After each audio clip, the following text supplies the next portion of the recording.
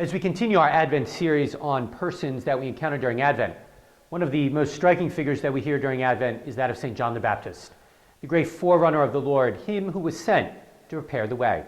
I'd like to share with you what St. Matthew tells us about John. It says, John wore clothing made of camel's hair and had a leather belt around his waist. His food was locusts and wild honey. The image Matthew paints of John the Baptist is much more wild, much more untamely than the serene image of John the Baptist that's behind me in the stained glass window. John was a startling figure.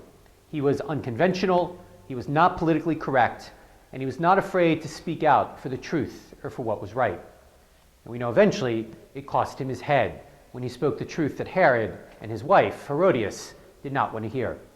But throughout the season of Advent, John stands as that startling figure that makes us feel a little bit uncomfortable because he's trying to wake us up. He's trying to wake us up from our comfortable lives, our comfortable way of looking at things, our comfortable world, to remind us that we need to prepare. We need to make ready the way of the Lord. Remember the other haunting words of John the Baptist. Make ready the way of the Lord, a straight path, a highway in the desert for our God. John calls us during the season of Advent to change our hearts, to prepare our hearts by opening them, letting go of the sin and the selfishness, the pride, all those things that prevent Christ from finding a home within us.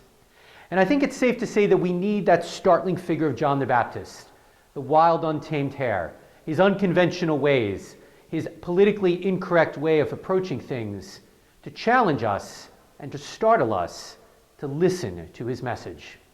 For it's only when we listen to the Baptist's message and truly prepare the way of the Lord during the season of Advent that we will discover for the first time what Christmas is really all about. Not a homily, just something to think about.